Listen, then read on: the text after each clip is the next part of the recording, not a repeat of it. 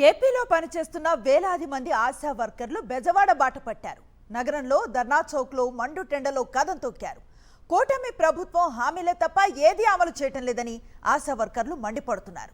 2 నెలల్లో తమ సమస్యలను పరిష్కరించకపోతే సమ్మె చేస్తామని హెచ్చరిస్తున్నారు. ఇంతకీ ఆశా వర్కర్ల డిమాండ్ ఏంటో ఇప్పుడు చూద్దాం. ఆరోగ్య రంగంలో వారి సేవలు అమూల్యం. గ్రామాల్లో ఇంటింటికి తిరుగుతూ గర్భిణీ స్త్రీల యోగక్షేమాలు చూస్తారు. వారికి అవసరమైన సహాయ సహకారాలు అందిస్తారు. అంతేకాకుండా ప్రాథమిక ఆరోగ్య కేంద్రాల్లో వారితో గొడ్డు చాకిరీ చేయిస్తారు.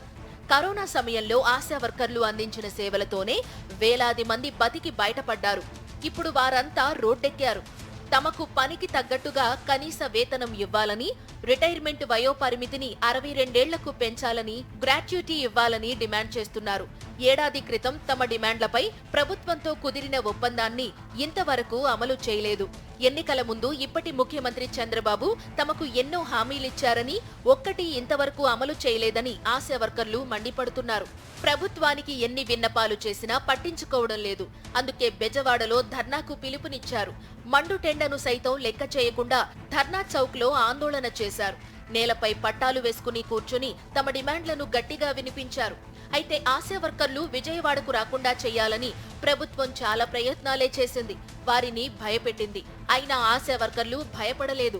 ధైర్యంగా రైళ్లు, బస్సుల్లో విజయవాడ చేరుకున్నారు. ఆందోళనకు దిగారు. తాము కోరేవి కనీస డిమాండ్లేనని ఆశా వర్కర్లు చెబుతున్నారు. 10,000 రూపాయలు ఎంతకాలం బ్రతకాలి? మా కుటుంబాలను ఏ రకంగా పోషించుకోవాలి? ఏమన్నా ఒక్కసారైనా ఆలోచించారా? ఆలోచించి ఆశా వర్కర్లందరికీ జీతం పెంచి కనీస వేతనం అమలు చేయాలనే డిమాండ్ తోటే ఈ రోజు రాష్ట్ర ధర్నాకే మేము రావడం జరిగింది. సంక్షేమ పథకాలు ఏది కూడా రానివ్వకుండా చేస్తున్నారండి. జీతం అనేది కూడా పనికి తగ్గ వేతనం అనేది మాకు లేదండి. పనికి ఒత్తిడి అనేది ఎక్కువగా అయిపోయింది. రాజకీయ వేధింపులు కూడా చాలా ఎక్కువగా ఉన్నాయి. డెలివరీ కేసులకు వెళ్తుంటే అక్కడ ఉండిపోవడాలు, ఇంటికి పంపించకపోవడాలు, ఏవి పథకాలు కూడా మా దాకా రానివ్వట్లేదండి. పెన్షన్స్ అనేవి ప్రతిదీ కూడా మా మీద వదిలేశారండి. ఎల్ఐసి సెంటర్ తొడిపించడం, కపం పరిస్థితుల్లో డొక్కులు పట్టుకెళ్ళడం, మొత్తం గొడ్డి సాయకరి చేస్తానండి. పోనీ గొడ్డి సాయకరి తగ్గ చేస్తాం, మాకు పనికి తగ్గ పారదోసం మాకు పెట్టండి, మాకు ఎంత ఇవ్వండి అని చెప్తాను. ఏ చేసినా సరే మాకు విలువ లేదండి. సాటి కనీసం అనకూడగాని వెళ్ళిపోయినా మరి భర్తగా ఆడగాని కుక్కకైనా విలువ ఉంది, కానీ ఆశా వర్కర్కి విలువ లేదండి అసలు. ప్రభుత్వంతో తాడో పేడో తేల్చుకునేందుకు ఆశా వర్కర్లు సిద్ధమయ్యారు.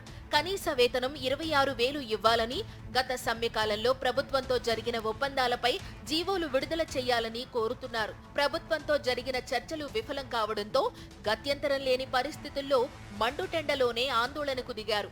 2 నెలల్లో తమ సమస్యలు పరిష్కరించకపోతే సమ్మెలోకి వెళతామని ప్రభుత్వానికి వార్నింగ్ ఇచ్చారు.